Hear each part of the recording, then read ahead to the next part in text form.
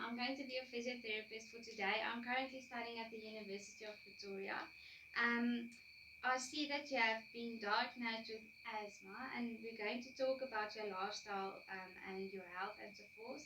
Is it fine if we discuss everything? Yes, it's fine with me. So, do you mind telling me how old you are 52. and what occupation are you in? I'm an MR radiographer. Okay, and when were you diagnosed with asthma? About 2 to 3 years ago. 2 to 3 years ago. Okay. And do you have any certain concerns about your health? No, not really. Not really. Okay. Do you understand your current diagnosis? Yes, I do. Okay. And what are you currently doing for your asthma? Are you doing anything that will help with the symptoms, or are you doing something? Um, Actually, I'm not really doing something. The doctor prescribed an inhaler for me, so for when I get the attacks. But I don't like chronic medicine, so I don't use it that often. Obviously, just when I have to.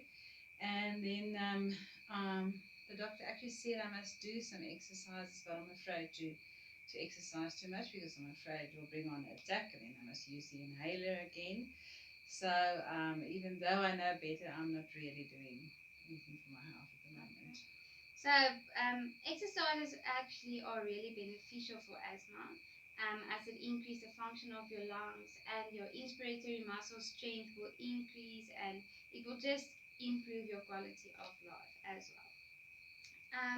So I also looked through the doctor's notes, and I saw some changes in your asthma classification. Do you mind if we discuss the results? No, not at all. Okay. So I see when you were diagnosed, you only had 1 to 2 asthma attacks per week, or just symptoms. But now it has increased to 3 to 4 symptoms per week, and also in the evening you have attacks. What does this mean to you? Why do you think it has increased?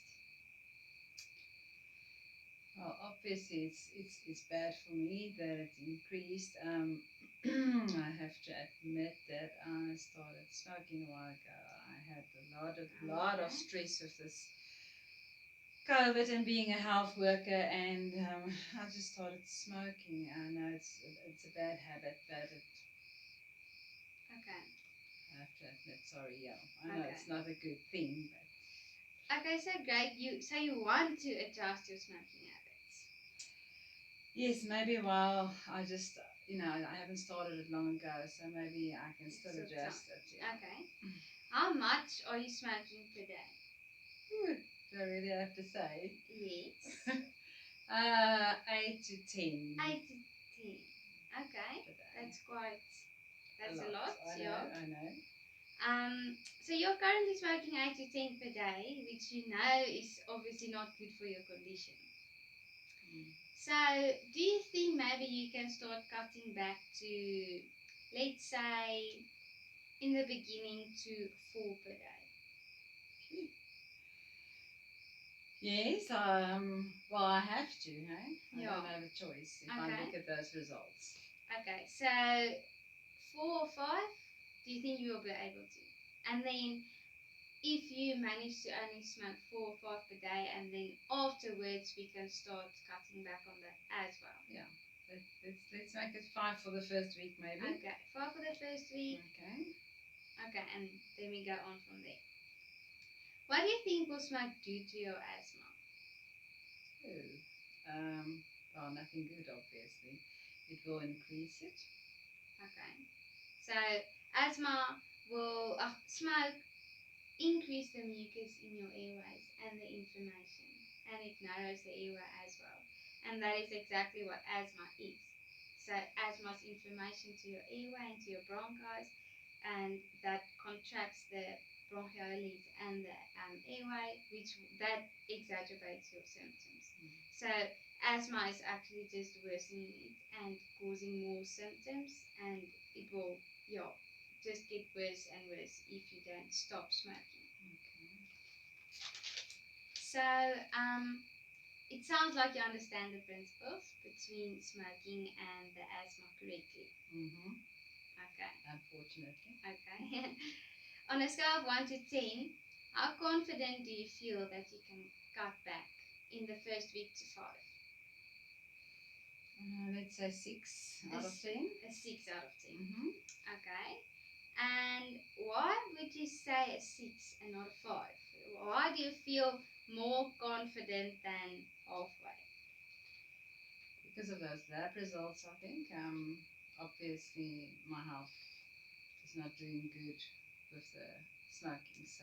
Okay, so you understand that it is dangerous and you want to improve it. Yes. Okay. So it feels like you want to change, but you will still struggle a bit to get out of those smoking habits. I'm only human. Okay. What else do you think you can be doing for the symptoms? So let's say the medicine, maybe. Let's talk about the medicine. Yes. Okay, I've got the inhaler. I must just maybe use it more often. Okay. But how do you feel about the medicine that is prescribed to you? So you've got the inhaler and the medicine that is prescribed and as a chronic medicine, but you said that you're not really interested. No, I hate drinking medicine and I hate not being well. So I would do actually anything to drink less medicine Okay. if I can. Okay. So what else would you do except for the medicine then? But you. As I said, the doctor said exercise will Okay. So improve my then, health. together with the stop smoking and then exercise as well.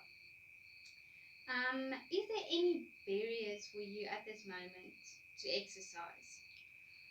Yes, being over 50, everything goes after 50, they say, and so did my knee as well. I've got arthritis in my knee. Okay. Mhm. Okay. So I can't jog. So you can't jog. Okay. Do you maybe have a bicycle at home?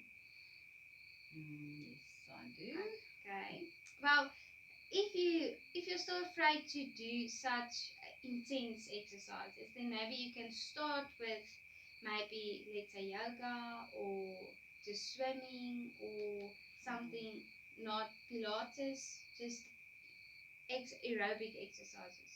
Okay, and then afterwards, if you start getting more fit and the smoking has stopped and you use your inhaler, then the function of your lungs will already increase a lot and the quality of life will also be a lot better. And then other exercises will start getting better for you as well. So everything begins with baby steps and then afterwards you can progress. Okay. How motivated are you to exercise on a scale of 1 to 10? Okay, well, you make it sound so easy, so let's say 8 out of 10. Okay. And on a scale of 1 to 10, how motivated are you to participate? Like, let's say, you go to the gym or you work out together in groups or something like that. That will also motivate you more to exercise. Okay. Well, we can also make it about 6 out of 10, 6 to 8 out of 10. Okay. Okay, so we covered a lot of information in this interview. So let's sum this up. So you saw that you actually told the doctor that you get more asthma attacks, and you obviously know that it is caused mostly by the smoking. But also secondary to that is not using the medicine, but the medicine will not heal the asthma completely, but it will lessen the symptoms. So the asthma attacks won't be that much. And exercising will increase your quality of life and increase your muscle strength and the amount of air you can get into your lungs when you're breathing, and yeah, that will just increase and improve your overall health as well. And you said that you're confident enough to eventually stop smoking, but start by cutting back to 5 cigarettes. Definitely. Okay. And afterwards you still need to cut back. After 2 weeks of 5 cigarettes, or only 1 week, then 3, then 2, then 1. And then you can get something else like nicotine patch or nicotine gums or something like that. Or chocolates. Or chocolates. Would you mind if we can book an appointment in the future to discuss your progress and see the current health status you have? Not at all. It would be lovely, thanks. Okay. So my patient is currently in the contemplation stage of change. She is not yet doing anything actively to change the asthma or the symptoms she has, but I convinced her and motivated her to start acting and improving her